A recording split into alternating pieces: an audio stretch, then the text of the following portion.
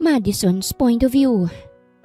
Kasalukuyan akong nagtitake ng order nang biglang tumayo at tumingin sa akin ng isang lalaking matangkad, matipuno at hindi ko maikakailang gwapo na parang artista. "Gusto mong magpakasal ako? Then I'll marry her." Sambit nito sa ginang nakausap at sabay turo sa akin. Napaturo tuloy ako sa sarili ko. Ako ba? Sir? Tanong ko sabay tingin sa paligid ko. Nakita kong pagngiti niya tumango sa akin. "Yes, ikaw nga. Marry me." Ulit pa niya. Pero hindi yun pakiusap, kung hindi utos. Napakunot ako ng noo. "Ay, sir, hindi ako interesado sa'yo. You see, nagtatrabaho lang po ako rito as waitress." "O sige, pakasalan mo siya." Utos naman ng ginang na nakaupo. "Hindi ako tututol. I don't care kung sinong gusto mong pakasalan uno. Basta't maikasal ka lang bago ka mag-30. Napasinghap ako ng bahagya. Hindi ko alam kung matatawa ba ako o matatakot sa sitwasyong nasasaksihan ko ngayon. Simpleng pag-abot lang sana ng menu ang pakay ko. Tapos heto at may nag-aalok na sa akin ng kasal? "Ay ma'am, sir, hindi po talaga ako interesado." Nangingiti kong sagot, sabay iling. "Nagtatrabaho lang po ako rito as waitress. Saka wala sa isip ko na maging instant wife ako." May ilang taong nagbubulong-bulungan. Ang iba naman napapasinghap. Ang iba natatawa. Napailing na lang ako dahil sa mag-inang to na tila ba ginagawang biro ang pagpapakasal. Narinig ko ng malalim na buntong hininga ng lalaki na tila hindi nagustuhan ang sinabi ng ginang. Mukhang naghahanap lang siya ng way para hindi maikasal at ako ang ginawa niyang shield. Ba't nadamay pa talaga ako, no? "I'm serious, mom." Mariing sambit ng lalaki. "You want me to marry someone? Fine. I'll marry her." Parang bigla akong nanlamig. Ako? Ako talaga? "Ay sir, may iba pa pong babae dito sa restaurant na."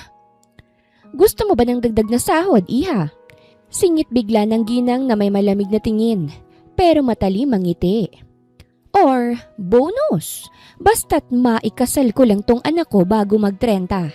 Kahit sino babae pa yan, at kahit ikaw pa ay willing akong magbayad." Nanlaki ang mga mata ko. "Ha? Ma'am, hindi po ako nabibili." Hindi ko na naituloy ang sasabihin ko nang biglang lumapit sa akin si lalaki at bumulong. "Hindi kita binibili. I'm offering a deal. Clear, legal, and mutually beneficial. Kung papayag ka." Sambit niya sa akin habang nakatitig ng diretsyo sa mga mata ko. Ako naman ay nakatitig lang din sa kanya, tila hindi ko naiintindihan ang sinasabi niya. Ang gwapo kasi, nakakatulala sa malapitan. Hindi ko magets, sir." Tugon ko ng pabulong rin. Nakita kong tumingin siya sa kanyang wristwatch bago niya ako mahigpit, pero maingat na hinila palayo sa harap ng ginang. "Come, we need to talk somewhere quieter." Mahinang sabi niya. "Sir, bawal po yan. May shift pa ako eh." Pero hindi niya ako pinakawalan. Paglingon ko, nakamasid ang ginang. Nakataas ang kilay at nakangiti na parang natutuwa pa siya sa nangyayari. Pagdating namin sa isang sulok na walang nakakarinig, sa kanya binitawan ng kamay ko. Huminga siya ng malalim na para bang ang laki ng problema niya. "I'll pay you 1 million pesos. Napakurap ako. "Ha? 1 milyon? 1 million. Papakasalan mo ko for 1 year. After that, automatic annulment. Clean break. Wala kang responsibilidad. Wala ring emotional attachment. Just a contract." Dire-diretsyong sambit ng lalaki. Tinitigan ko siya mula ulo hanggang paa. Halatang mayaman siya pero baka naman scam to. Hindi ako papayag na maskama, no? "Sir, hindi po ako gold digger." Pagsakay ko sa trip niya. "Wala naman akong sinasabing gold digger ka. That's my offer. Kapalit ng 1 taong kasal." Napalunok ako. Bakit ako, sir? Marami naman diyang willing. Marami namang mayayaman, sosyal, model, influencer, babae na mas bagay sa'yo. "Because you're ordinary." Natigilan ako. "Excuse me? Parang sinabi mo na rin pangit ako ah." Nakita kong natawa siya ng bahagya. "Hindi sa akin galing yan, sa'yo." But... "Wait, hear me out first. Kaya ikaw kasi ordinaryo ka lang na tao. Ulit niya. And ordinary means simple. Walang drama. Walang hidden agenda. Walang habol sa pera ko. I'm safe with you. Hindi ko alam kung ma-offend ako o maaawa sa tono niya. 1 million. Ulit niya sa mas mababang tono. Paid up front. I'll handle everything. The papers, ceremony, even your job. After a year, you're free. Napahawak ako sa dibdib ko habang pinakakalma ko ang sarili ko. Hindi ka ba scammer? Mahina akong tanong. Nanlaki ang mga mata niya. You think I'm a scammer? Didn't you know me? Umiling ako. Hindi artista ka ba? Inilabas nito ang cellphone niya. And in fairness, naka-iPhone 17 Pro Max siya. Kalalabas lang yan, day. That's me. Sabay turo niya sa search bar yung images na nasa browser. Napanganga ko. Ikaw pala yan? Ikaw pala si Uno Madrigal? Bigla ay gulat kong sambit. Nagkibit balikat siya. Napahinto naman ako.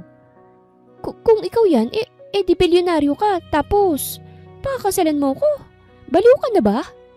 Nagulat ako sa tanong ko kaya't napatakip ako sa bibig ko. I mean, joke lang. Tanong lang naman yun. Grabe ka naman sa baliw. Sorry, bakit ba kasi kailangan mong magpakasal ka agad-agad? Napabuntong hininga siya't napahilot sa sentido. Birthday ko na next week. And I'm going 30. Ang mami ko kasi may paniniwala na kapag nag-30 na ako't hindi pa kasal, wala na raw pag-asang magkapamilya pa ako. Second reason, kapag wala akong asawa when I turn 30, ang kumpanya namin mapupunta sa tito kong gahaman. Napatango ako. Kaya pala, ang hirap naman pala ng sitwasyon mo. So? Tanong niya nang nakataas ang kilay. Deal? Narinig ko ang malakas na tibok ng puso ko. Hindi ko alam kung kaba, takot, o dahil masyadong malapit ang tingin ni Uno sa akin. Pero kahit anong pilit kong iwasan, hindi ko maalis ang mata ko sa kanya. 1 million. Bulong niya ulit, para bang inaakit ako sa halagang makukuha ko. And I'll make sure you're protected for the whole year. Protected? Tanong ko't napakunot ang noo. Yes. Tiningnan niya ang kamay niyang kanina lang ay nakahawak sa akin. Hindi kita gagalawin. Hindi kita hahawakan nang hindi mo gusto. Hindi rin kita gagamitin para sa kahit ano pang drama ng pamilya ko. You'll just be my wife, on paper. Nastak ako sa salitang wife. Magiging asawa ko ng bilyonaryo ng ganito kadali? Totoo ba talaga to? Bakit parang ang dali sa'yong magsabi ng kasal? Hindi ko mapigilang itanong. Hindi ka ba natatakot na after 1 year, baka hindi umayon sa kontratang mangyayari? Ngumiti siya pero bakas ang lungkot. Hindi ako natatakot. Kung papayag ka, we'll have rules. Clear ones. No strings attached. No expectations. No real marriage. Just a contract. Dagdag pa niya. Pero... You'll have your own room. Patuloy niya pa. Your privacy, your boundaries. And you can keep your job if you want. Though I can offer something safer and better paid. Inabot niya ang wallet niya. Kinuha ang isang business card at iniabot sa akin. Ngunit hindi ko yun agad kinuha. Mag-isip ka na muna, sabi niya. Hindi kita pipilitin. Kinuha ko ng business card at binasa ko ron ang pangalan niya. Contact number at company name. O sige, payag na ako. Sambit ko bago siya tumalikod. Hindi ko alam kung saan ko hinugot ang lakas ng loob. Pero nang tumingin sa akin si Uno, may kung anong kumislap sa mga mata niya. Hindi ko maintindihan kung tuwa, ginhawa o desperasyon. Hindi niya ako binigyan ng pagkakataong umatras. Hinawakan niyang muli ang puso ko. Let's go. Ha? Saan? Sa table, sa mom ko. Kailangan niyang marinig. Ngayon agad? Halos pabulong kong ani. Yes, matatag niyang sagot. Before someone tries to change your mind. At bago pa ako makapag-react, narating na namin ang mesa nila. Elegante pa rin nakaupo pa rin ang ginang na parang isang reyna. Tumigil siya sa paghigop ng tea nang makita kaming papalapit. Uno didn't waste a second. Mom, seryoso niyang sabi. Hawak pa rin ang pulso ko na para bang pag binitawan niya itatakbo ko. We'll get married. Ako'y nashock pa sa bulgarang sinabi ni Uno. Dahilan kaya't napatingin ako sa paligid at napayuko ng bahagya dahil sa hiya. Kung nandito lang ang kaibigan ko, tiyak na sasabihin na ang buhok ko'y singhaba ng traffic sa EDSA. Samantalang ang ginang naman ay nagningning ang mga mata na para bang tagumpay to sa nangyayari. Oh! Sabi ng ginang at kaagad na pangiti ng malapad. Sa wakas! Uno anak, finally you made a decision.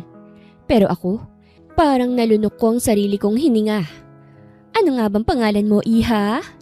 Tanong ng ginang sa akin. Madison po.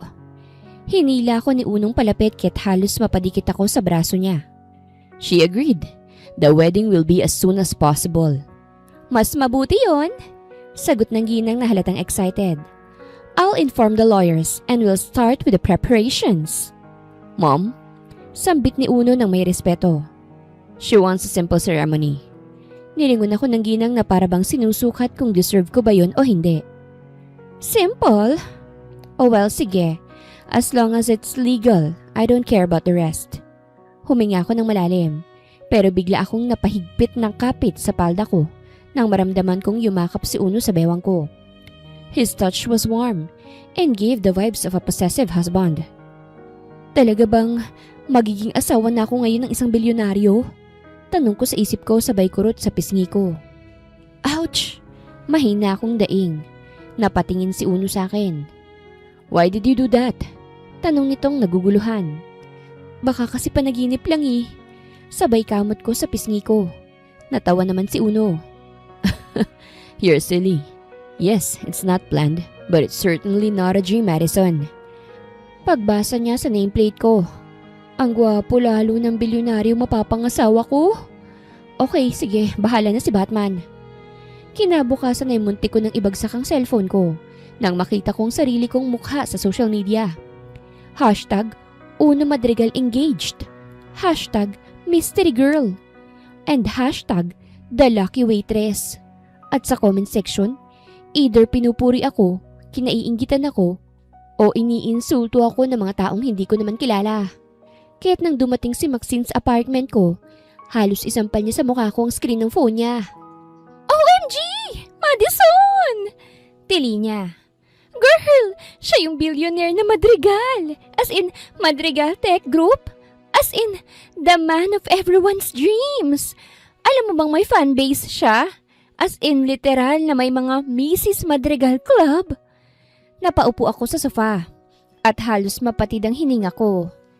Hindi ako swerte, Max. Wala akong naging choice. 1 million daw ang ibabayad sa akin once na makasal kami. Teka lang. Umupo siya sa tabi ko habang hawak pa rin ang phone niya. You're telling me, pumayag kang pakasalan ng isang bilyonaryo dahil kailangan mo ng pera? Tumango ako at masakit yun sa pride. Kailangan ko ng pera para matubos ko na yung lupang iniwan nila mama at papa. Ayokong makuha yun ng pinagsanlaan ng mga walang kwenta kong kamag-anak. Kung hindi ako kikilos, mawawala na yun sa akin. Natahimik si Maxine at napanguso siya dahil nalulungkot para sa akin. Mads, mahina niyang sabi. Dapat sinabi mo sa akin para nakapag-ambag man lang ako pambili ng, ewan ko, isang dakot na lupa o kahit pandagdag sa interes man lang. Napangiti ako kahit papano. Ano ka ba? Ayoko namang utangan ka. Problema ko ito eh. Pero hindi mo naman kailangang magpakasal sa isang walking bank account. Bulalas niya. Baka mamaya may hidden camera sa mansyon nila. O kaya may kailangan ka pang pirmahan. Wait, may pinirmahan ka ba? Max, huminga ako ng malalim. Meron dahil may kontrata. Nabitawan niya ang phone niya. Hala? Seryoso? May pa-contract signing pa kayo? Tumango ako. Yes, ang nakalagay doon magpapakasal ako sa kanya at kailangan umabot kami ng 1 taon. No strings attached. Then maghihiwalay kami. We will process the annulment. Wow! Bulong niya sabay hawak sa sentido niya. Alam mo bang hindi ko alam kung gusto kitang sampalin o yakapin ngayon? Napahiga ako sa sofa. Ako rin. Hindi ko alam kung tatawa ba ako o iiyak. Sabay-sabay namang nag-vibrate ang phone ko. Maxine pick it up at napataas ang kilay niya. Uy! Nag-message si Uno! Kinikilig nitong sambit. Napabangon akong bigla. Ha? Anong sabi niya? Binasa ni Maxine ang message. Pero bago pa niya sabihin, dahan-dahan siyang napangiti. Oh my gosh, girl! You need to breathe! Maxine, ano nga kasi? Binasa niyang text messages ng malakas. Hey Madison! Pack your things! I'm picking you up in 30 minutes. Mom wants you to stay at the magical residence starting tonight for security. Napalunok ako. Girl! Nakangiti ngayon si Maxine at namumula ang pisngi. Simula ngayon hindi ka nalang basta si Madison. Ha? Ako pa rin naman to ah. Gaga, syempre ikaw pa rin yan. Ang ibig kong sabihin ay ikaw na si Madison Madrigal. Fiancé ka na ng isang bilyonaryo. And the world will be watching. At doon ko lang na-realize kung gaano kalaking pagbabago sa buhay ko ang pinasok kong ito. Well, makikinabang din naman ako sa pera. That's all I need. Ilang oras pang nakalipas ay tapos na akong mag-ayos sa mga gamit ko. A black luxury car just parked outside. At habang nakatingin ako sa bintana ay parang lalabas ng puso ko dahil sa kaba. Madison! Bulong ni Maxine habang sumisilip sa bintana. Holy freaking money! Andito na siya! Sambit nito sabay na palunok. Girl, ang linis ng kotse. Kita mo yung reflection mo. Mas malinaw pa sa utak mo. Tumigil ka nga. Natatawa kong sagot habang isinasara ang maleta. Nakakahiya, hindi man lang ako nakapagbihis ng maayos. Dagdag ko pa. Tingin ko wala siyang pakialam kung naka-hoodie ka. Mukha ka namang tao pa rin. Maxine! Pinanlakihan ko siya ng mga mata. Joke lang, hindi ka naman mabiro. Okay ka naman, Frenny. Maganda ka pa rin. Pambobola nito sa akin bago tuluyang may kumatok sa pintuan. Nagkatinginan kami ni Maxine. Ako na.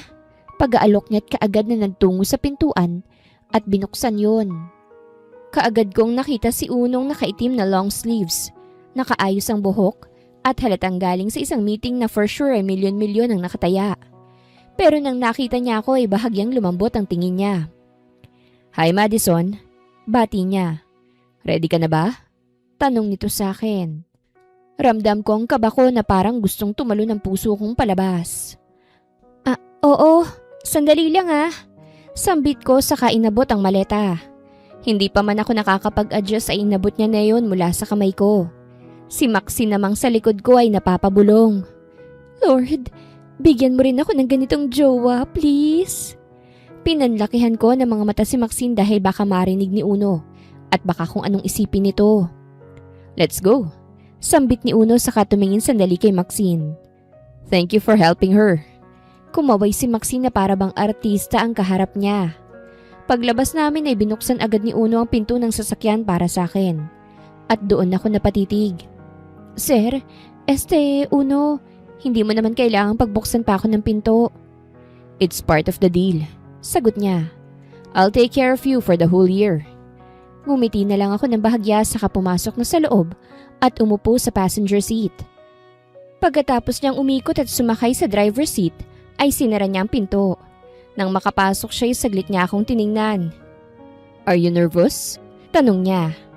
Sino bang hindi kung ganito kabilis lahat ng pangyayari? Sagot ko. Don't be. Binuksan niya ang seatbelt. Yumuko ng bahagya at siya mismo nagkabit ng seatbelt ko. I told you, I'll protect you. From now on, bulong niya habang umaandar kaming paalis. You're Madison Reyes, fiancé of Uno Madrigal. Nakangiti niyang sambit na siyang nagpagaan ng loob ko. Nagsimula na ring umandar ang kotse papalayo sa dati kong apartment. Hindi ko alam kung ilang minuto o oras ang naging biyahe namin dahil nakatulog ako. Nagising na lamang ako nang tapikin ni Uno ng bahagya ang balikat ko. Sorry, paghingi nito ng pasensya. Get ready yourself, malapit na tayo. Dagdag pa nito kaya't inayos ko ng upo ko at pati na rin ang sarili ko. Dahan-dahan namang bumagal ang sasakyan sa harap ng isang iron gate na sobrang taas. Pagkas ka ng guard sa QR ID ni Uno, ay bumukas yun ng dahan-dahan na parabang tulad sa isang palasyo. At nang tuluyang pumasok ang kotse ay literal na napabukang bibig ko. Uno, bulungkot hindi ko napigilang magtanong. Mansyon ba to o palasyo? Nakikita ko ngayon ang malawak na garden at may ilaw na parang sa 5-star hotel. Fountain na mas maganda pa sa nakikita ko sa sentro ng syudad. May mga halaman, may pool, may driveway na parang runways ng airport. Umiling siya ng konti at napangiti. It's home. Home? Halos mapasigaw ako. Parang isang palasyo na ito na sobrang lakit ganda eh. Hindi siya sumagot, pero narinig kong mahina niyang tawa. Paghinto ng sasakyan sa harapan ng main entrance, ay agad lumapit ang dalawang lalaki para salubungin kami. Binuksan nilang pinto at tumingin sa akin ng may magalang na ngiti. Good evening, young madam. Bati nila. Young madam? Halos masamid ako sa hangin. Narinig ko ulit ang mahinang tawa ni Uno habang binubuksan niya rin ang pinto niya. Lumabas ako ng sasakyan sa kapinasadahan ko ng tingin ng buong mansyon at parang nawala ang hininga ko. Ang mansyon mismo ay modern elegant, malaki, ginto ang trimming ng mga bintana. Kahit ang tiles ay sobrang linis, para bang salamin. May malalaking chandelier sa main entrance na nakikita ko lang sa mga website. Uno, bulong ko. Hindi ako handa. Baka mamaya pagpasok ko matrigger ang emergency alarm kasi mukha akong hindi taga rito. You're my fiancé, sagot niya agad. You belong here. Automatikong tumigil ang puso ko ng 3 segundo dahil sa sinabi niya. Anyway, para ka siya nga. Kinikilig na sambit ko sa isip ko. Bago pa ako makasagot ay bumukas na ang malaking pinto at lumabas ang mami ni Uno. As usual, elegante pa rin ang pananamit nito na parabang isang reyna. Ako lang yata ang mukhang katulong dito ah. Bulong ko sa isip ko. Oh, iha! Welcome to the Madrigal Residence. Malapad ang ngiti niya. Nakaprepare na ang guest room. Fiancé room mo. Fiancé room? Nauutal kong tanong. May ganun po ba? Yes! Sagot ng ginang. Proud. Next to Uno's room of course. Para mas madali kayong mag-uusap habang piniprepare ang wedding. Napatingin ako kay Uno at nakita ko siyang tumango. Come inside, dagdag pa niya. I'll give you a tour. We have a lot to discuss. Wedding planners will arrive tomorrow. Pagpasok ko sa loob ng mansyon ng Madrigal, parang gusto kong magtanggal ng tsinelas kahit naka-rubber shoes ako. Hindi ko alam kung saan ko ilalagay ang mga paa ko dahil baka mamaya may matapakan akong mas mahal pa sa buwan ng renta ko. Pero di pa man ako nakakapag-react sa laki ng mansyon ay nagsimula ng mami ni Uno sa tour. Dito ang main hall, banggit niya habang nakangiti. Imported ang marble galing sa Italy, lahat ng lightnings customized. Napamura ako sa isip ko. DIY chandelier lang ang meron ako sa apartment eh. Wow, yun lang nasabi ko. Sumulyap sa akin si Uno ng may halong amusement. You'll get used to it. Sambit nito na para bang alam niyang naninibago ako. Hindi ako sigurado. Pabulong kong sagot. Lumakad kami papunta sa hallway na punong-puno ng paintings na halatang hindi nabili sa Divisoria. This is our art gallery, paliwanag ng ginang. Our family collections. Tumingin ako sa isang painting at isang babaeng nakatalikod habang hawak ang violin. Ang presyo nito siguradong mas mahal pa sa buong barangay namin. Tara na sa next room, sambit ni Uno. Naglakad kami papunta sa isang malaking living area. Komportable naman ang lugar pero eleganteng-elegante. Parang hindi living room, parang pang magazine. This is where we entertain guests, dagdag ng ginang. But of course, iho, after the wedding you'll have your own private lounge. Wedding? Bulong ko.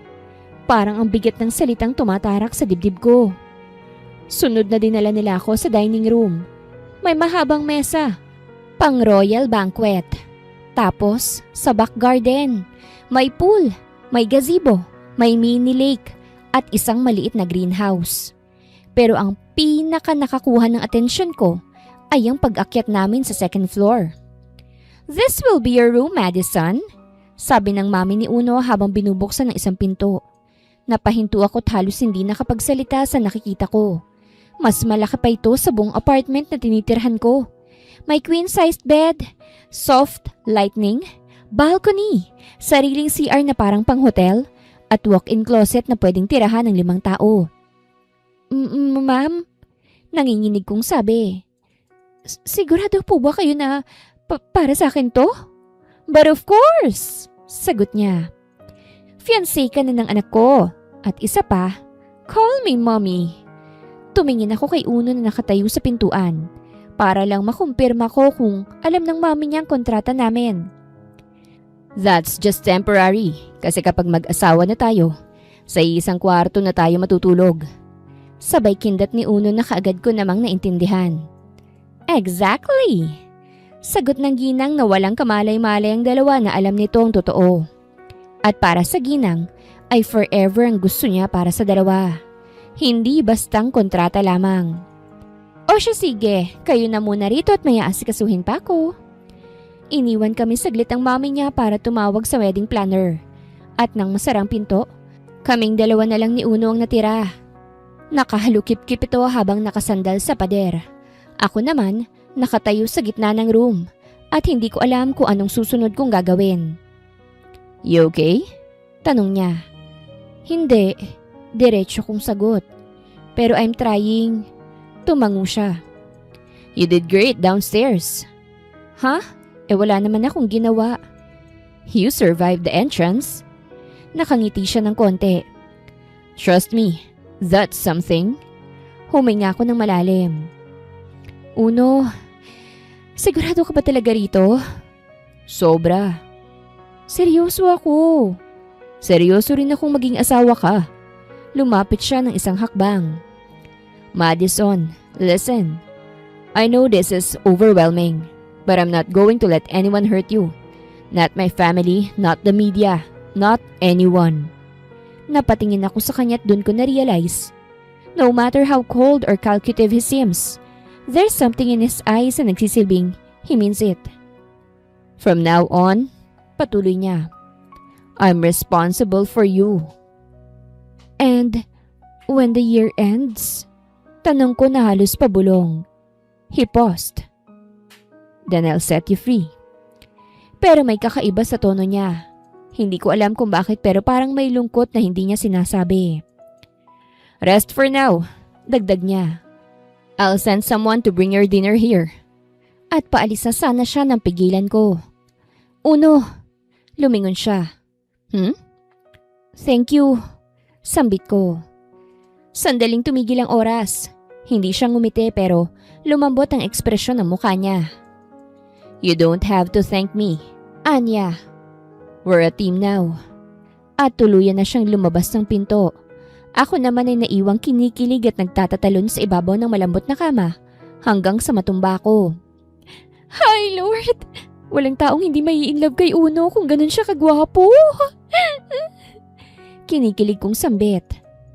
Halos 1 oras akong nakatitig sa kisame bago kumatok ang isang maid sa pinto.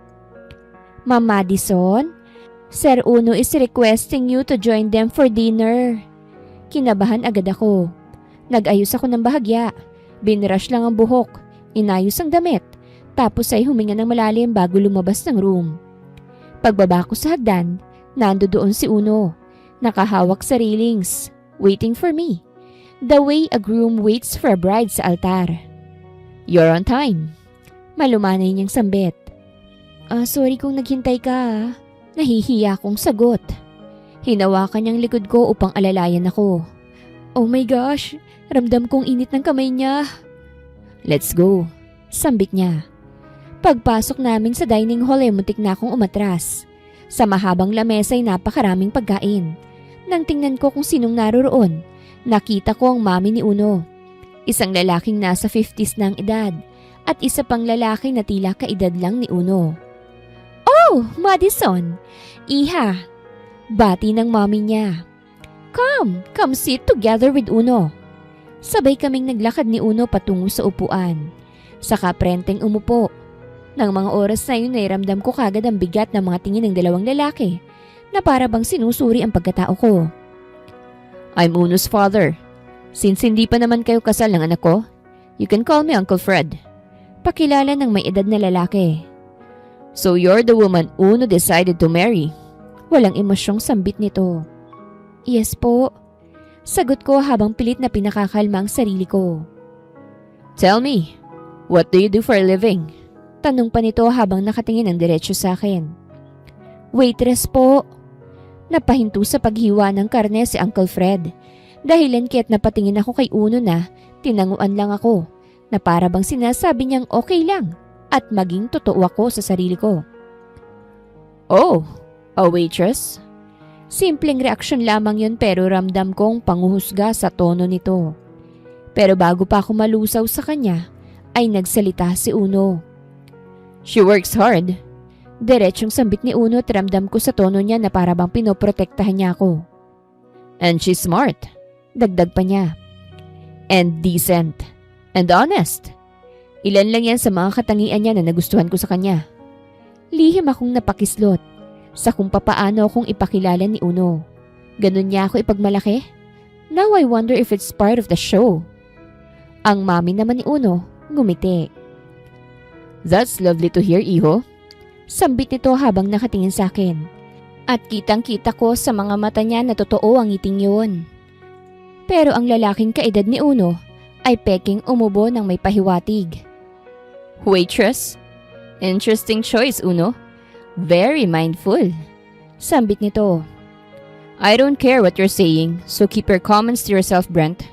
Malamig na sagot ni Uno. Easy, cuz. Tila nangaasar nitong sambit. Napaawang ang labi ko. Kung ganun ito siguro ang pinsan na tinutukoy ni Uno, nakaagaw niya sa pagmana ng kumpanya nila. Madison, bigla ay tawag sa akin ng daddy ni Uno.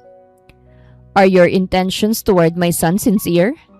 Parang tumigil ang puso ko sa tanong na yon dahil kapwa naman alam namin ni Uno ang totoo. Sir, Nakatingin silang lahat sa akin at ramdam ko na tumatagaktak ng pawis ko dahil sa kaba.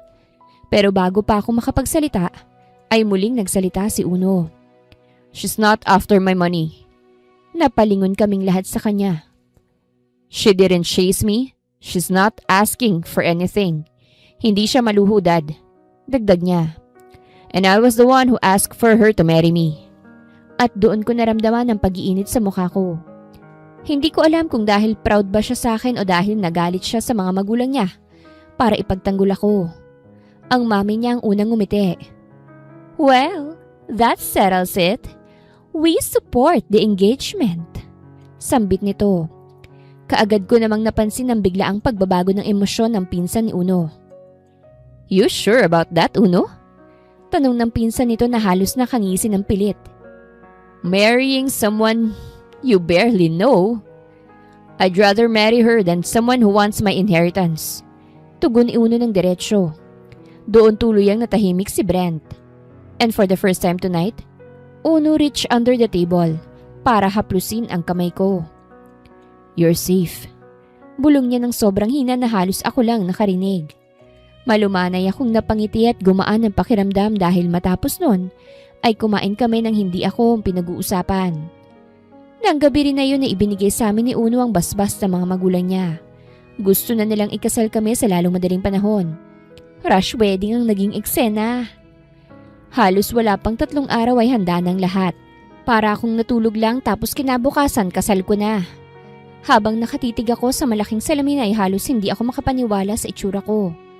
I am now wearing a white dress. Nakaayos ang buhok, naka-makeup, at parang ibang tao ko ngayon. Napapitlag ako nang biglang may kumatok sa pintuan. Come in. Mahina akong sambit kahit hindi ko alam kung sinong kumakatok. Nang bumukas ang pintuan ay kaagad kong nakita si Uno. Napatitig ako sa kanyang mukha dahil mas gumwapo siya kaysa sa usual niyang ayos. Nakasuot ng simpleng black suit at tumayo lang sa tabi ng kama at tinitingnan ako. Magiging asawa ko ba talaga tong gwapong nilalang na ito? Tanong ko sa isip. Pumasok si Unong nakangiti. Hi, mahina akong bulong. Bakit ka nandito? Di ba bawal tayong magkita? Kasi may kasabihan na baka hindi matuloy ang kasal. Hindi lang matutuloy ang kasal kung tatakas ka. Tatakas ka ba? Tanong nito. Napangiti naman ako. Hindi, syempre. Sabay yuko ko at ramdam kong nanginginig ang kamay ko. Relax, Madison. Tonight is just for the ceremony. Nothing else. Huminga ako ng malalim. Okay. Tumayo siya sa tabi ko at dahan-dahang ibinaba ang kamay niya sa kama. Remember, I'll follow the rules. You don't have to do anything you don't want. This wedding is just a formality. Sambit niya habang nakatingin sa akin. Ramdam ko ang init ng boses niya. Uno, sigurado ka ba rito? 1 taon lang tapos our contract ends? Tanong ko. Nakita ko na bahagya siyang nag-isip bago tumango ngunit nanatiling tahimik sandali. Saka huminga ng malalim. I know what I'm doing and I want you safe. Hindi ko alam kung bakit pero tumulo ang luha ko. Hindi dahil sa takot o excitement, kung hindi dahil sa kabila ng lahat ng yaman, impluwensya at kontrata. Siya lang nagpakita ng pakialam sa akin. Kahit palangit at lupa ang sitwasyon namin. Tumayo siya at marahang hinawakan ng kamay ko at inalalayan niya akong tumayo. Sabay kaming lumabas ng room at dumiretso sa main hall for the simple ceremony. Walang halos tao at tanging magulang lang ni Uno ang naroroon. Nagsimula ang seremonya ng napakabilis. Hanggang sa idiniklara na kaming mag-asawa. Hay, thank you Lord! Salamat po't kasal ng anak ko. Wala nang ibang iisipin pa. Sambit ng mami ni Uno nang matapos ang kasal. Honey, ikaw naman kasi ni-stress mong masyadong sarili mo rito kay Uno. Sinabi ko naman sa'yo na mahahanap din niya ang babaeng gusto niyang pakasalan. Sambit naman ni Uncle Fred. Let's go! Mag-celebrate tayo. Kumain tayo sa restaurant. Masayang sambit ng mami niya. Mami, kayo na lang po ni Daddy. Uuwi na po kami ni Madison. Sambit ni Uno na ikinakunot ng noo ko. Gutom na rin kasi ako. Wala pa akong kain dahil ayokong magmukhang butete sa suot kong white dress. Ha? Bakit naman? Takang tanong ni Mommy. Syempre, it's our honeymoon night. Ayaw niyo bang magkaroon kagad ng apo? Nanlaki ang mga mata ko sa sinabi ni Uno at pakiramdam ko ay uminit bigla ang pisngi ko dahil sa hiya. Natawa tuloy si Daddy Fred. Yan! Ganyan nga anak. Bigyan mo kami kagad ng apo. Naku, ikaw talaga. O sige na nga, i-enjoy mo muna ang gabi niyong mag-asawa. Sambit naman ni Mommy saka nagpaalam at tumalikod na ang mga ito. Pagkaalis sa mga magulang ni Uno, ay kaagad ko siyang hinampas ng mahina sa braso. Ow! Why did you do that? Tanong nito na habang hinihimas ang braso niya. Ikaw loko ka rin. Anong gagawa ng apo? Wala yan sa kontrata ha?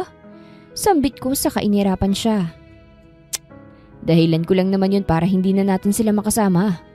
At isa pa, tumingin itong bigla sa paa ko. Paltos na yung mga paa mo dahil sa heels na suot mo. Napakagat ako sa ibabang labi ko.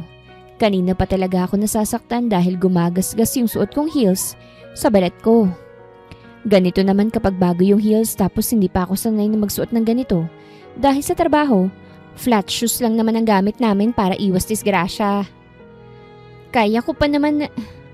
Hindi ko na natapos ang sasabihin ko nang bigla niya akong buhatin ng pa-bridal style. Hoy! Uno! Baba mo ako! Sigaw ko.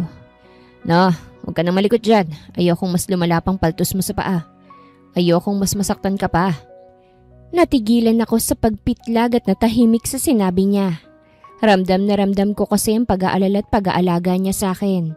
Like, makakatagal ba ako ng 1 taon nang hindi nahuhulog kay Uno? Ba't walking green flag siya Dahan-dahan niya akong isinakay ng kotse at hindi na ako umangal pa. Nang nag-drive siya, dumiretso kami sa isang mansyon na minsan na naming napuntahan. Isa raw yun sa mga namana ni Uno. Regalo na rin dahil bubuo na ito ng isang pamilya. Nang makarating kami, hindi pa kami nakabababa nang biglang tumunog ang tiyan ko. Sorry, nahihiya kong sambit. Gutom ka? Don't worry, I'll cook for you. Sambit ni Uno bago bumaba ng kotse. Nang pagbuksan niya ako ng pintuan at maglalakad na sana akong palabas, ngunit binuhat niya akong muli. Ibaba mo na ako, Uno, kaya ko naman eh. Naiilang kong sambit. No, I like to do this. Mapilit nitong sambit. Hindi na ako muling umangal pa. Nang makarating kami sa salay, kaagad niyang tinanggal ang suot kong heels. Nagsugat at nagdugo na oh. Baka sa boses niya ang pag-aalala. Umalis siya at saglit lang nang bumalik siya at may dala ng medicine kit. Inangat niyang pa ako at isinampa sa tuhod niya habang nakaluhod siya. Uno, nakakahiya. Mahina akong sambit. Huwag kang mahiya. Asawa na kita, kaya't kailangan ingatan kita. In sickness or in health nga, di ba? Hindi na ako nakasagot pa dahil hindi ko alam kung kasama pa ba sa kontrata namin ang sinasabi niya. Basta't ang alam ko lang na mga oras na yun ay sobrang bilis ng tibok ng puso ko na para bang sasabog anumang oras. Aw! Daing ko nang punasan niya yun ng bulak na may alkohol. Pasensya na, kailangang lagyan ng alkohol para iwas impeksyon. Tugon ni Uno sa kamarahang hindi pa ng paa ko na may sugat. Ang lalaking to, sanay na sanay magpakilig. Nang matapos linisin ni Uno ang sugat ko'y tumayo na ito. Wait here, magluluto ko na makakain natin. Sambit niya sa akin na siyang tinanguan ko. Ilang minuto ang lumipas bago ko narinig ang mahinang kalansing ng mga pinggan mula sa kusina. Nakaupo lang ako sa sofa. Tahimik pero magulo ang isip. Hindi pa rin ako sanay sa ideyang asawa niya ako, lalo na't kontrata lang naman ang lahat.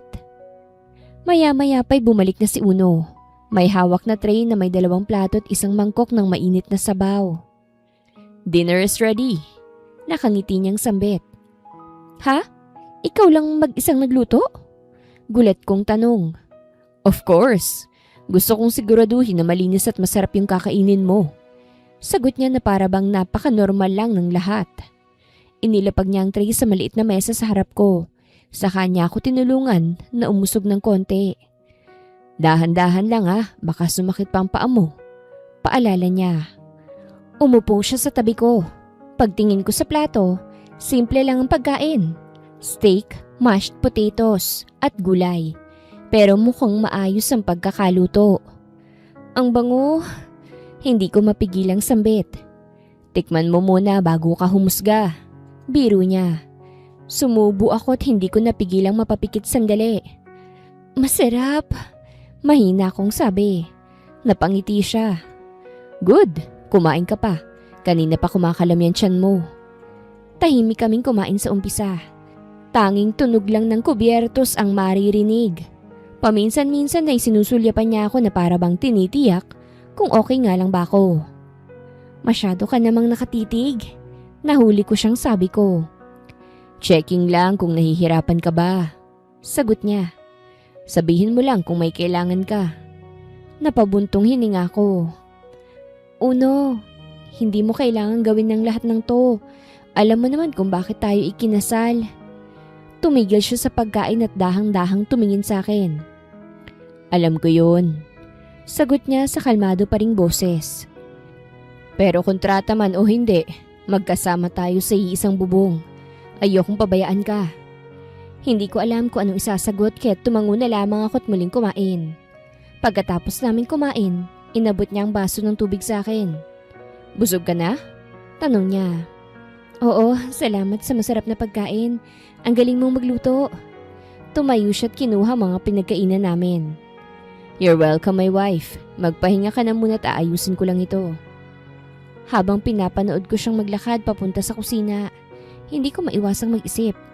Hanggang saan ba talaga ang hangganan ng kontrata namin? At bakit pakiramdam ko? Umpisa pa lang pero malabo nang masunod ko ang isa sa mga rules. Ang bawal mahulog. Makalipas ang ilang sandali bumalik si Uno mula sa kusina. Come. Mahinahon niyang sambit. Ihahatid na kita sa kwarto. Tumayo ako pero agad niya akong inalalayan.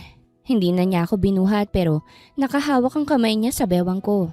Sapat lang para masuportahan ako. Pagpasok namin sa kwarto, bahagya akong natigilan. Malawak ang silid. May malaking bintana at malamlamang ilaw.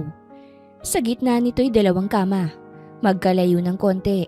Pareho ang ayos, malinis at maayos. 2 kama? Hindi ko napigilang itanong. Yes. Sagot niya agad na para bang inaasahan niya na ang reaksyon ko. I don't want you to feel uncomfortable hanggat hindi ka ready. At isa pa, I respect your privacy. Bahagya akong nakahinga ng maluwag. Salamat. Mahina akong sambit. Tinulungan niya akong maupo sa kama na mas malapit sa pinto. Ayan na ang kama mo, sabi niya. Mas malapit sa CR para hindi ka mahirapan. Muli na naman akong natigilan. Ang dami niyang iniisip para sa akin. Uno. Nagsalita ako pero hindi ko na itinuloy. Sleep well, Madison. Putol niya sabay ngiti. You've had a long day. Salamat, Uno. Tumungo siya sa kabilang kama at humigaron. Tahimik niyang pinatay ang ilaw, maliban sa maliit na lampshade sa gilid ng kwarto. Kinabukasan, nagising ako sa liwanag ng araw na pumapasok mula sa malaking bintana. Sa sandaling yun, hindi ko malaman kung nananaginip ba ako. Mahigpit kong hinawakan ng kumot at ramdam ko ang lamig nito sa balat ko. Pero mas nangingibabaw ang kaba sa dibdib ko. Ito ang unang umaga ko bilang asawa ni Uno, kahit pa kontrata lang ang lahat. Magandang araw mga viewers! Ang kwentong ito ay hatid ng Love Series TV. Salamat sa pakikinig! Tumayo ako at naglakad papunta sa balcony. Bumungad sa akin ang malawak na tanawin. Ang pool, ang hardin, at ang buong property. Hindi ko napigilang huminga ng malalim at pilit inaalis ang bigat na unti-unting bumabalot sa akin. Bigla kong naramdaman ng isang presensya sa likod ko. Gising ka na pala? Good morning. Napalingon ako at doon ko siya nakita. Si Uno, nakasimpleng polo at jeans. Walang kaarte-arte at parang natural lang sa kanyang mamuhay sa gitna ng karangyaan. Good morning. Mahina akong sagot at pilit pinakakalmang sarili ko. Lumapit siya ng dahan-dahan at tila tinitingnan kung okay lang ba ako. Did you sleep well? Oo, I think. Kibit-balikat kong tugon na halatang nanginginig ang boses. Hindi lang ako sanay sa ganito kalaking kama at kwarto. Bahagya siyang ngumiti. I'll have someone prepare breakfast for you. Downstairs or I can bring it here. Napatingin ako sa kanya nang hindi makapaniwala. Hindi na, sa baba na lang mamaya. Okay, maghahanda na rin ako. Habang kumikilos siya, napansin kong natural sa kanya ang pagiging kalmado pero alerto. Para bang natural na sa kanya na gawin ang pagsilbihan ako. Pagkatapos namin mag-almusal ay naupo ako sa sofa sa living area. Hawak ang tasa ng kape habang iniisa-isa sa isip ang mga nangyayari. Uno, paninimula ko. Bahagyang nanginginig ang boses. Pwede bang magpatuloy pa rin akong magtrabaho bilang waitress? Ayoko kasing basta na lang maupo rito na para bang wala akong ginagawa. Tumango siya at seryosong tumingin sa akin. I get it. You want to feel normal and productive. Oo mabilis kong sagot. Hindi ako sanay sa ganitong buhay. Gusto ko lang ng routine, kahit simple lang. Saglit siyang natahimik at halatang pinag-iisipan ang sasabihin. Nang muli siyang tumingin sa akin, ay malamig ang mga mata niya pero may halong pag-aalala. Madison, I can't let you go back to being a waitress. Napangiwi ako. Ha? Pero bakit naman? Because I can't risk it. Diretso niyang sagot. Social media, paparazzi, opportunistic people. I won't let anyone get close to you. Hindi ko alam kung dapat ba akong magalit o magpasalamat. Kung ganon, saan ako pwedeng magtrabaho? Tanong ko na pilit pinananatiling kalmado lang ang boses. Tumango siya. I've arranged a position for you in the company. Company niyo? Napapikit ako sa disbelief. Yes, sagot niya. Nothing too stressful, entry level, may supervision. You'll learn, gain experience, and you'll be safe. Halo-halong emosyon ang bumalot sa akin. Pagkabigla, kaba, at isang hindi maipaliwanag na excitement. Pero hindi naman ako sanay sa corporate world. Pwede bang orientation muna? Bahagya siyang ngumiti. Of course. I'll personally make sure you're comfortable. May mentor ka. Someone you can trust. Napangiti akong bahagya. Salamat, Uno. I really appreciate it. Tumayo siya. Lumapit at marahang ipinatong ang kamay sa balikat ko. You're welcome. You're my wife. I won't let anything harm you. Kahit stress o panganib na pwede namang iwasan. Ayan na naman. Tinawag na naman niya akong wife. Kaya tuloy ang puso ko ngayon. Parang kabayong nagkakarera sa sobrang bilis ng tibok ng puso ko. At ang lakas ng kabog nito. Kinabukasan, nagising ako ng mas maaga kaysa sa normal kong routine. First day ko ngayon sa kumpanya ni Uno. Pagdating ko sa office building ng Madrigal Tech Group, napatingin ako sa taas nito na parabang glass scraper na parabang pang pelikula sa Hollywood. Napalunok ako. Kakayanin ko ba talaga dito? Tanong ko sa isip ko. Pumasok ako sa lobby at sinalubong ng receptionist na nagbigay ng ID at uniform. Welcome, Miss Madison. Sir Uno asked me to show you around. Habang naglalakad kami, naramdaman ko ang tensyon sa paligid. Lahat ay nakangiti sa akin. Ang ilan naman, nagbubulungan pa. Dinala ko sa office ng HR at doon ko nakilala ang mentor ko. Isang babaeng sweet na nakangiti at halatang professional. Hi Madison, I'll guide you through your first week. Don't worry, you'll learn fast. Ilang sandali pa habang nagpapaliwanag siya, naramdaman kong may nakatingin sa akin. Paglingon ko'y si Uno. Nakatayo siya sa gilid ng pinto, nakasandal at nakamasid. Uno, napabuntong hininga ko sa sarili ko. Seryoso ba to? Hindi ako sanay sa ganito. Tumango siya na parang nakikinig sa bawat salita ko. You'll adapt. I'll make sure no one takes advantage of you.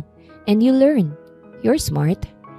Habang naglalakad ako kasamang mentor ko sa office, naramdaman kong kakaibang halong kabat excitement. Hindi biro ang trabaho sa isang bilyonaryong kumpanya. Pero ramdam ko, hindi ako basta-bastang iiwan ni Uno. At sa gitna ng mga bagong faces, high-tech gadgets at corporate world, narealize ko na hindi akong ordinaryong waitress ngayon. Ngayon, bahagi na ako ng mundo ni Uno. At kahit kontrata lang ang dahilan, ay ramdam ko ang bigat ng responsibilidad at may konting thrill sa bawat hakbang na ginagawa ko sa loob ng Madrigal Tech Group. Halfway through my first day at the Madrigal Tech Group, inihatid ako ng mentor ko sa cafeteria para sa lunch. Ang daming tao, mga high-level executives, assistants, interns. All eyes subtly glued on me. Huh? She's really his wife? Rinig kong bulong ng isang babae sa tabi ng table habang pinanonood kami. Baka naman prank lang. Sabay tawanan nila. Pinilit ko na lamang na ngumiti at huwag pansinin ang mga sinasabi nila. Pero hindi maiwasang mapansin ang tensyon sa paligid. Hindi lang ako ordinary na bagong empleyado ngayon. Uno makes sure that no one can bully me saying that I'm his wife. Not knowing na lalo yata akong mapag-iinitan. Habang kumakain ako ng salad, naramdaman kong humina ang ingay sa paligid. Tumingin ako at nakitang isang babaeng pumasok sa cafeteria. I know her. Noong nag-research ako patungkol kay Uno, ay siyang bali-balitang ex ni Uno. Si Isabel, na isang modelo at artista. Sakto rin naman ang pagdating ni Uno sa tapat ng lamesa ko kaya't nagkaharap sila. Uno, long time no see. I didn't know na sa cafeteria ka na lang pala kumakain, ha? Halatang halong may pangungutya ang boses ni Isabela. Napalingon si Uno sa kanya. Calm as ever. Pero ramdam ko ang tensyon sa paligid. Isabela, what are you doing here? Malamig niyang tugon. Just visiting. Sagot na Isabela at halos ngumiti ng mapanukso. Nabalitaan ko kasi na you brought someone here. Naramdaman kong parang gusto kong lumihis at magtago sa ilalim ng table. Hello po. Mahina akong bate habang hawak ang salad bowl na parang pang shield ko. Uno, seriously? Tanong ni Isabela habang nakatayo sa harap ng table. She's a waitress before, right? And now she's your wife? Nagkaroon ng katahimikan sa cafeteria at halos lahat nakatingin sa amin. Pero bago pa ako mapahiya ng lubusan, ay naglakad si Uno palapit kay Isabela at tinitigan ito sa mga mata. Yes, she is my wife. At kung sino mang mananakit sa kanya, ako ang makakalaban. So better stay away from her. Sambit ni Uno na may halong pagbabanta. Hindi makapaniwala si Isabela at nagkibit balikat. Wow! I guess money really does change people, huh? Sarcastic nitong sambit bago tuluyang umalis. Ilang linggo nang lumipas at naging maayos ang takbo ng trabaho ko sa kumpanya ni Uno. Unti-unti akong nasanay sa bagong mundo. Mga meetings, deadlines, at corporate etiquette. Nakakapagod, oo, pero kahit papano, pakiramdam ko may sarili na akong lugar. Hindi lang ako ang fiancé ni Uno Madrigal, kung hindi si Madison na may silbi. Isang gabi, sabay kaming umuwi ni Uno mula sa opisina. Akala ko tahimik lang ang gabi, simpleng hapunan at pahinga. Pero pagdating namin sa bahay, agad naming nadatna ng masiglang boses sa loob. Naroroon ang mga magulang ni Uno. May mahabang mesa na puno ng pagkain, halatang pinaghandaan. May mga kasambahay na abala. At ang buong bahay ay puno ng ingay at halakhakan.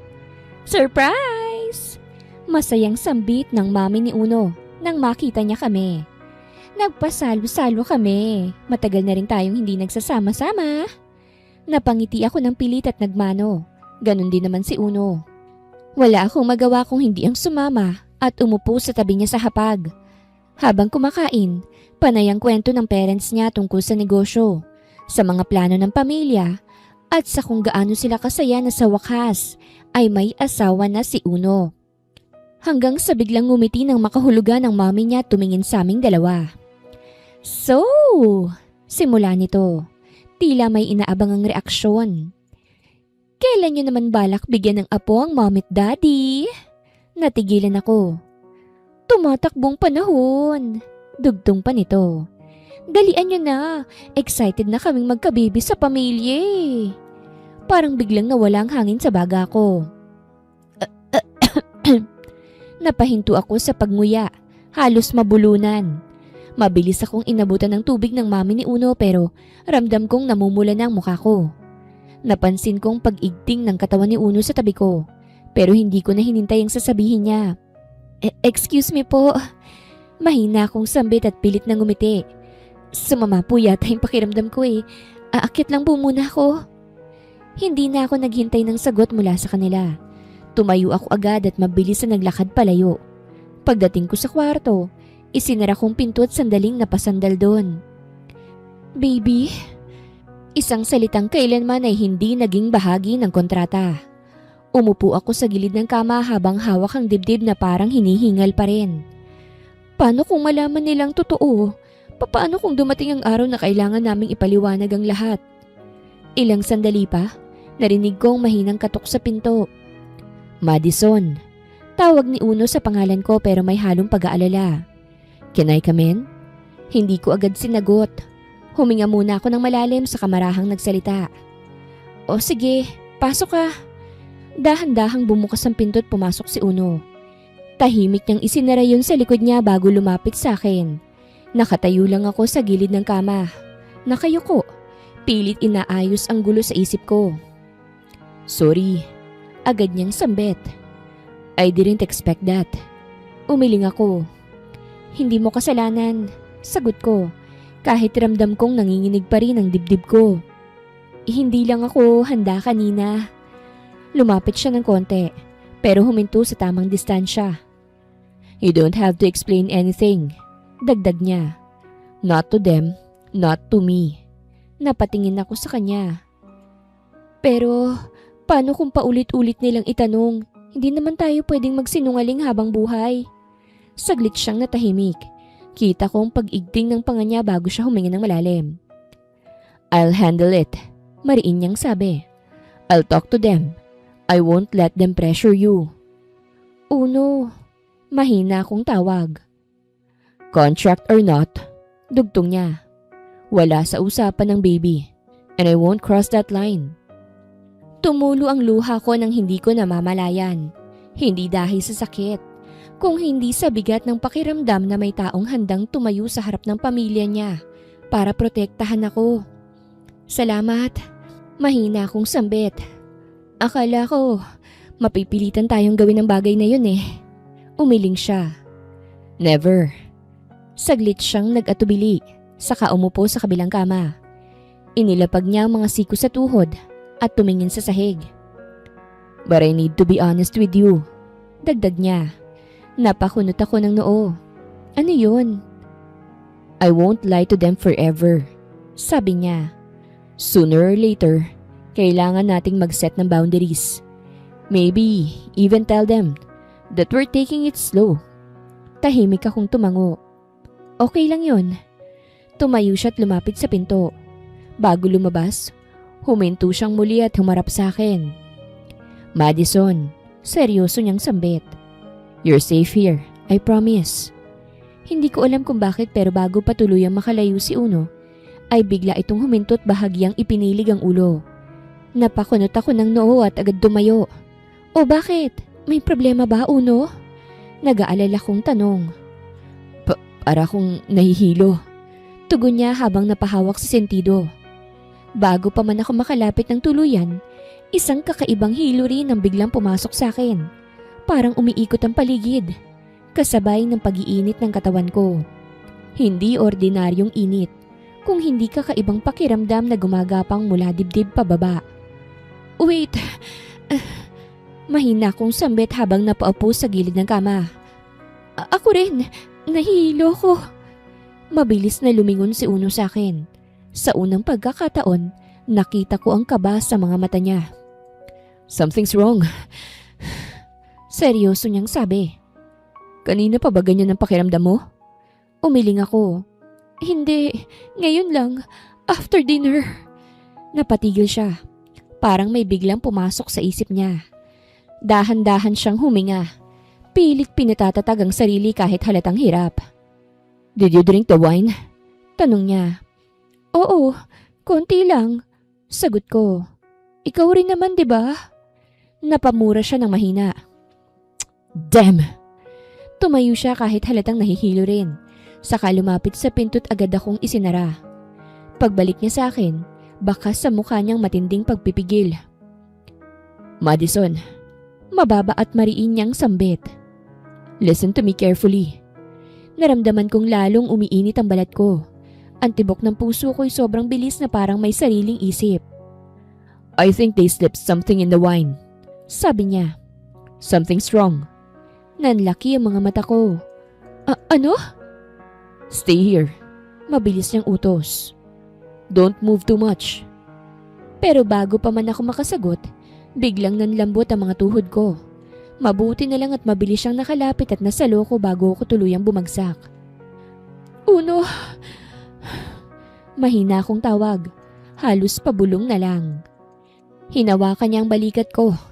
At sa simpleng dampi na yon, parang may kuryenteng dumaloy sa buong katawan ko. Pareho kaming napatigil. Nagkatinginan kami. Pareho kaming hinihingal. Parehong may apoy sa mga mata. At pareho naming alam, hindi lang ito simpleng hilo. Damn it! Bulong niya. Pilit inaalis ang kamay niya. This is bad. Mukhang si maming may gawa. Para sa pangarap nilang apo. Ha? Halos pabulong kong sambit sabay lunok. Paano tayo? Bigla niyang hinawakan ang pisngi ko. Maingat pero mariin. Pinilit kong tumingin sa kanya kahit parehas kaming halatang nahihirapan. Do you trust me? Seryoso niyang tanong. Tumango ako kahit nanginginig. Oo naman. Wala na siyang sinabi. Mabilis ngunit maingat niya akong inalalayan papunta sa shower room. Pagpasok namin, agad niyang binuksan ang gripot sabay kaming tumapat sa malamig na buhos ng tubig. Napasigaw ako ng marahan sa gulat. Mabilis na nabasa ang buhok at damit ko. Pero kahit ganun, parang lalo lang umiinit ang katawan ko. Para bang hindi sapat ang lamig para patigilan ang kakaibang apoy sa loob. Just breathe. Mariing sabi ni Uno. Nakapikit. Parang ipinipilit ang sariling manatiling kalmado. Look at me. Just focus on breathing.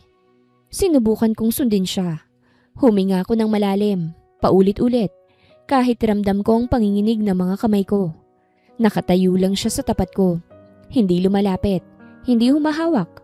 Maliban sa sandaling inilapit niya ang kamay niya sa pader sa tabi ko. Parang nagpapaalala ng distansya. This is not happening.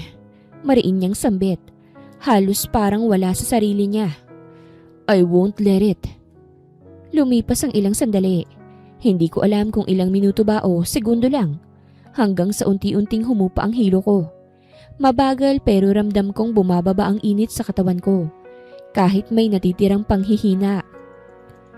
Ayos ka na ba? Tanong niya. Maingat pa rin ang boses. Oo, medyo. Sagot ko. Pagod pero malinaw na ang isip. Tumango siya sa kaagad lumingon palayo. Parang binibigyan ako ng espasyo. Kinuha niyang tuwalya at inabot sa akin nang hindi tumitingin. Dry yourself, sabi niya. I'll call the doctor. And tomorrow, I'll deal with my parents. Napatingin ako sa likod niya. Sa lalaking piniling pigilan ng sarili. Kahit malinaw na parehas kaming nadamay sa plano ng iba. At bago pa siya tuluyang makalabas, ay hinabol ko siya't niyakap mula sa kanyang likuran. Ramdam ko ang biglang pag-igting ng katawan niya. Huminto siya sa paggalaw, parang pinipigilan ng sariling huminga ng malalim. Madison, what are you doing? Maingat niyang tanong, halatang naguguluhan at nag-aalala. Hindi ko inalis sa mga braso ko. Sa halip, isinandal ko ang noo ko sa likod niya. Pinikit ang mga mata ko habang sinasabi ang matagal ko nang iniisip. 1 taon lang ang kontrata natin, Uno. Mahina akong sambit. At ayokong dumating ang araw na magsisisi ako dahil puro takot lang ang pinili ko. Tumahimik siya. Gusto ko. Dugtong ko. Nanginginig pero buo ang loob. Pumapayag na ako kahit wala sa kontrata. Gusto kong makitang magiging supling natin kung papayag ka. Mabilis siyang humarap sa akin. Halatang hindi makapaniwala. Hawak niya mga balikat ko. Mariin pero maingat. Parang sinisigurong totoo ang naririnig niya. Are you sure? Tanong niya. Seryoso ang mga mata. Once we do this, there's no turning back, Madison. Tumingin akong diretsyo sa kanya. Walang biro, walang alinlangan. Yes, sagot ko. I want to do it, Uno. Gusto kong magka-baby sa'yo. Matagal siyang hindi nagsalita. Tinitigan lang niya ako. Parang sinusukat ang bawat salita, bawat emosyon. Pagkatapos, dahan-dahan niyang inilapat ang noo niya sa noo ko. Then listen to me. Mahina ngunit mariin niyang sabi. Hindi ito dahil sa pressure. Hindi dahil sa mami ko. Hindi dahil sa kontrata. Huminga siya ng malalim. This will be because we both choose it. Tumango ako. Marahan niya akong niyakap at sinimulang halikan ang aking noo. Hanggang sa sakupin niyang labi ko gamit ang labi niya. Nang mga oras na yun ay muling bumalik ang init na nararamdaman namin kanina. Mas doble pa dahil bawat haplos ay parang apoy na nakakapaso. Pero masarap. Nang gabing yun ay mas pinili kong pagkatiwalaan ng puso ko. Buong puso kong ibinigay kay Uno ang sarili ko. Hindi dahil sa kontrata, kung hindi dahil ayokong magkaroon ng pagsisisi sa huli. After all, alam ko namang hulog ng loob ko sa kanya. Oo, inaamin kong mahal ko na si Uno. Kinabukasan, nagising kaming pareho na may kakaibang gaan sa dibdib na parang unang beses akong huminga ng walang takot. Maingat akong niyakap ni Uno mula sa likuran. Waring natatakot na baka magising ako at maglaho ang lahat. Good morning, my wife. Bulong niya na puno ng lambing. Napangiti ako at bahagyang humarap sa kanya. Good morning. Tahimik muna kaming nagkatitigan. Para bang pareho naming sinisigurong totoo ang lahat ng nangyari. Walang kontrata sa pagitan namin. Wala munang usapan tungkol sa obligasyon o papel. Tanging kaming dalawa lang. Umupo kami sa kama at nag-usap ng masinsinan. Doon ko naramdaman ang lalim ng desisyong pinili namin. Hindi dahil sa pressure, Hindi dahil sa pamilya, kung hindi dahil sa amin. Pagkatapos, tumayo si Uno at kinuha ang isang sobre mula sa drawer. Alam ko na agad kung ano yon, ang kontrata. Sa harap ko, tahimik niya itong binuksan. Sa kanya marahang pinunit ang papel hanggang tuluyan itong maging pira-piraso. Wala na yang silbi. Sambit niya habang diretso ang tingin sa akin. Hindi ko na kailangan yan. Napasinghap ako. Ha? Uno? Lumapit siya at hinawakan ang mga kamay ko. Madison, kailangan mong malaman ng totoo. Huminga siya ng malalim. Parang binubuksan ng isang lihim na matagal niya nang itinatago. Matagal na kitang kilala. Simula niya. Bago pa ang lahat. Regular customer na ako sa restaurant. Palagi kang nasa sulok na mesa. Laging tahimik.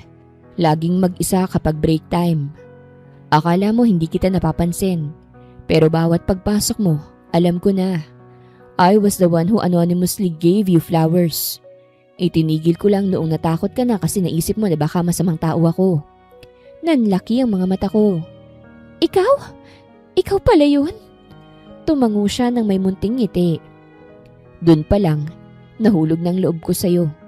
Dahil simple, masiyahin, at totoong tao ka. Matagal na kitang pinangarap, Madison. At nang dumating ang pagkakataon, kinuha ko ang chance na yun. Biglaan man ang alok ng kasal pero ang nararamdaman ko, hindi kailanman naging biglaan. Nangilid ang luha ko.